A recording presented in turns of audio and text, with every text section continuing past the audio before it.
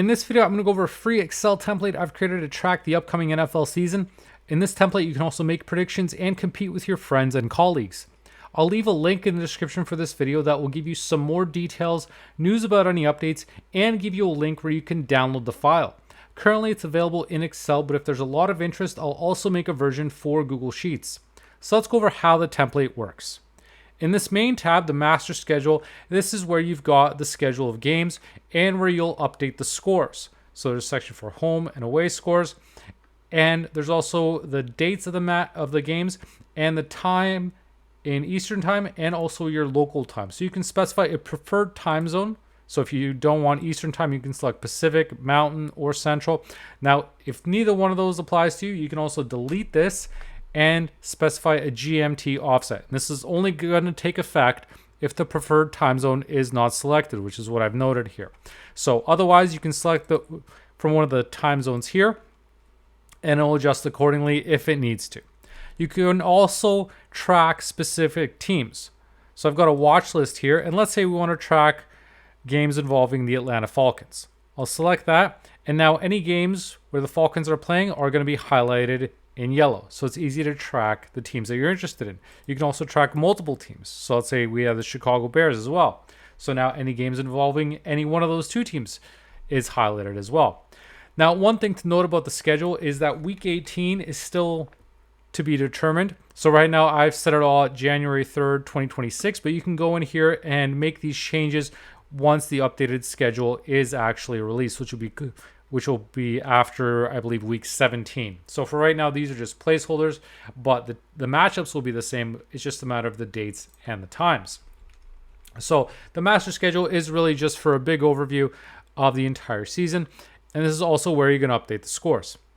Now let's move over to the team schedule tab. So in this tab, you can specify from the drop-down list which team you're most interested in that you want to track. So let's say I select the Buffalo Bills.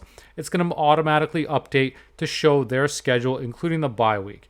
And I've purposely set this up in a format where it's going to be easy to print off. So if I go to File and Print, you can see it prints off in landscape on one page. And so it makes it really easy if you just want to track a certain team's schedule. Now, on the weekly schedule tab, you can do the same thing, but on a week-by-week basis. So let's say we want to look at week 1 or week 2, just update the value here and it'll update. And again, here we've got a watch list as well. So if there's certain teams that you want to track and see where they're playing on a certain week, you can do that as well. And again, this also prints out on one page as well. So if you want to a really easy way, especially if you're making predictions, print out the upcoming schedule and make your picks that way on just a single page printout like that. So it makes it really convenient to track the games that you're interested in and have an overview of the entire week's games ahead. Now, on the next tab, we've got a grid format of the schedule. So this shows you the teams and who they're playing in a specific week, including their bye weeks. And here I've also got a watch list. This one works a little bit differently because it's based on the combinations of the teams. So for example, if I want to track any matchups involving, let's say Buffalo and New Orleans, right? Or Buffalo and New England, sorry. So Buffalo and then the New England Patriots. So and it's going to highlight any of those games involving any one of those two teams. Now let's say we also want to include Miami into this list. So for this watch list, it's going to highlight any combination of games involving Buffalo, Miami, and New England. So if there's key matchups you want to track, that's where you can specify a watch list there. You can also highlight an entire team's schedule. So let's say we want to select the Green Bay Packers. Highlight all the games involving the Green Bay Packers. So this highlights the entire row, and this makes it particularly convenient if you do print this out on a sheet of paper, because as you can imagine, if you're looking at a sheet with a grid like this, it can be hard to track individual teams, but you can now specify which rows you want to highlight based on which teams you're most interested in. So now it's going to be a lot easier to read on a printout. You can also highlight specific types of games. Let's say you're interested in Monday night games. If I click on this box here, it's going to highlight in blue all the Monday night games. So I can see for week 1, Minnesota and Chicago is the main Monday night game. In week 2, we've got Houston and Tampa Bay. Las Vegas, and the Chargers. And you can also see this detail if you go in the weekly schedule. In week 2, you see Houston and Tampa Bay, Las Vegas, and the Chargers as well. So the same type of information, but here it's highlighted, and you don't have to look at a week-by-week schedule. You can just utilize the grid. You can also highlight Thursday night games. They're going to show in yellow. International matchups, they're in purple. And even Christmas Day games. So those ones are in green and red font. So there's a lot of customization you can apply to this grid. If you do have any suggestions, though, let me know as far as other things to potentially highlight. But as you can see, there's a whole lot of detail on here. And so the benefit is when you go to print this out, again, you've got one page, really easy to track just the matchups that you're most interested in. And with the highlighting, especially if you're tracking a certain team specifically, it's going to make it a lot easier to track that by having all their games highlighted or having all the Monday night games highlighted. It's a lot easier to maneuver and track it that way through a grid. So again, set up on a one-page printout so it's easy to track all this information. On the next tab now, I've got the standings, and this is automatically going to populate based on the values that are entered in the master schedule. So as you update the results, that's going to populate into here. Now, if at the end of the season there's a lot of tiebreakers going on, then you can utilize this override tab to manually specify the positions. So if the rankings are not quite right, you can specify 1 through 4 what they should be, and these teams are grouped by their individual divisions. So if it's just one division that's off, you can just specify 1 through 4 what the rankings should be, but this is only in the event of tiebreakers. I've set up the template so it will factor in some tiebreakers, but obviously depending on how close the standings are, in some cases the tiebreakers are going to be a bit more complicated and go to several levels. So rather than trying to account for every possible scenario, I've just left this in here in case you do need to apply an override. Now on this next tab, we've got the weekly predictions, and just like the weekly schedule, you can specify which week you want to look at. Just update this value here, highlighted in yellow. So week 1 is selected right now. If I key in 2, it's going to update to week 2.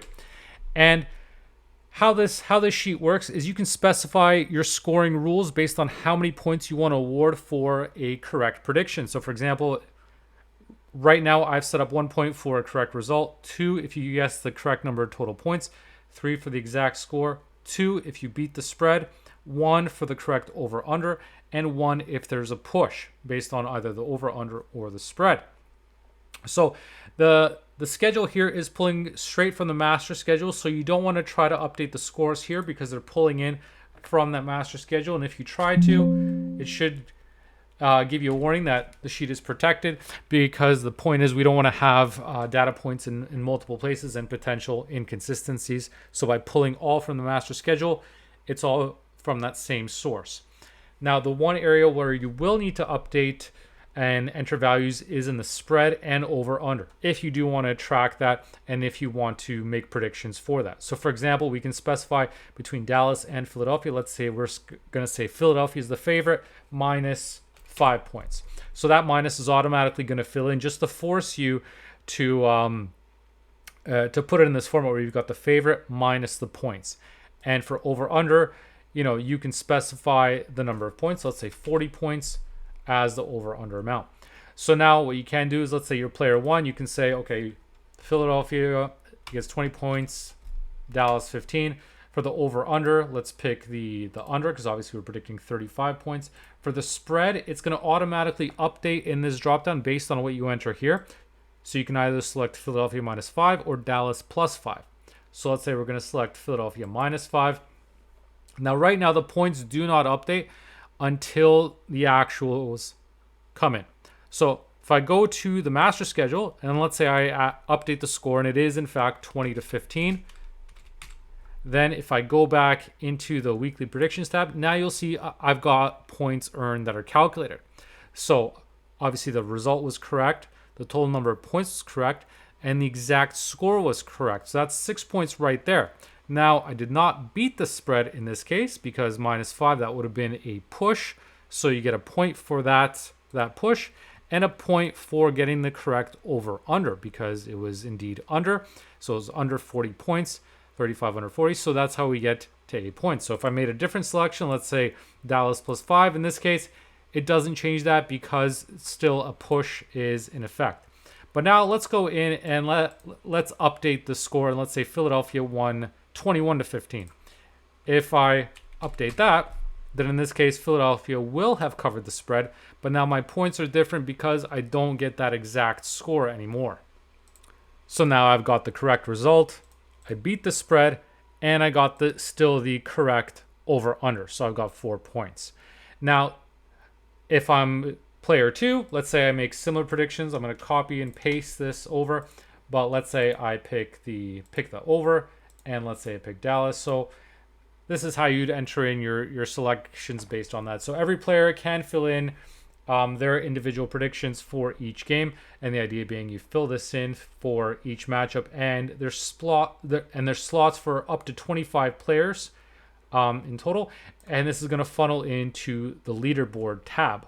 And that brings me to that last tab. And this tab is going to tabulate all the totals. Right now, I've just got some dummy data in here to show you how this works. So we've got the standings here. These are sorted by player, but here we've got them sorted from highest to lowest. So I just assigned 1 point for player 1, 25 for player 25, and so on. So you've got the standings here, first, second, and third. And these are the values. So how this works is these are the actuals. So I don't have any macros in here to automate this. Instead, I've got formulas here. So in this row here, I've highlighted in yellow that the formulas are in the following row, and you're going to want to copy to the above weeks. So what we do here is select these values, hit Control C, and then go up here and hit Control Shift V or Control Paste as values. So now that's going to automatically populate here. And so as the results come in from 1 week at a time, you're going to update based on this week. And now these values are going to update. You will need to refresh the data for the chart to update, which is what I've noted here. And to do that, you just go to the data tab, hit refresh all, and the pivot table is going to update based on those selections. You're going to have now player 1 and player 2 filled in here. Now, if you don't need 25 players, if you don't need that many, what you can do is go to the weekly predictions tab and simply just delete the ones, however many you don't need. So let's say you've got 20 players, so you're going to want to delete 21 through 25. So now if I go back to the leaderboard tab, now you'll see I've got slots from player 1 through to player 20, and my table also shows 1 through 20. Now when I do a refresh, you'll see now my table adjusts accordingly. So now it's going to automatically stretch down. Let's say you don't have even 20 players. Let's say you just want to track 5. That's not a problem at all. So just a one-time thing, you're just going to want to go through and delete all these extras that you're not using. So I'll go through and delete all of them. And this is where you would also go and rename these, because obviously instead of just putting player 1 or player 2, you can actually put in names, and that's obviously going to update accordingly. Now if I go back to the leaderboard, now I've only slots for players 1 through 5. If I do a refresh, now my table is going to update, so it's a lot cleaner now. We just have these 5 slots to track, and they're still ranked accordingly. So it's a really dynamics updating leaderboard. You just have to remember to refresh the data because it is linked to a pivot table. So anytime you update that, it is going to reflect in the table, but it just does require a refresh because I haven't put any macros in here specifically for that. So that's how my template works. Give it a try and let me know what you think. Any sort of feedback that you have, please pass it along, good or bad. I'm always looking to make improvements. And be sure to check out the link in the description for this video, not only for the download, but also for any updates, because I may periodically make changes to and enhancements to the file. So if you do want to download the latest ones, be sure to check that out over time because it may change and update. But be sure to check out the template and let me know what you think. And if you do like this video, please make sure to leave a like and subscribe for more. Thanks for watching.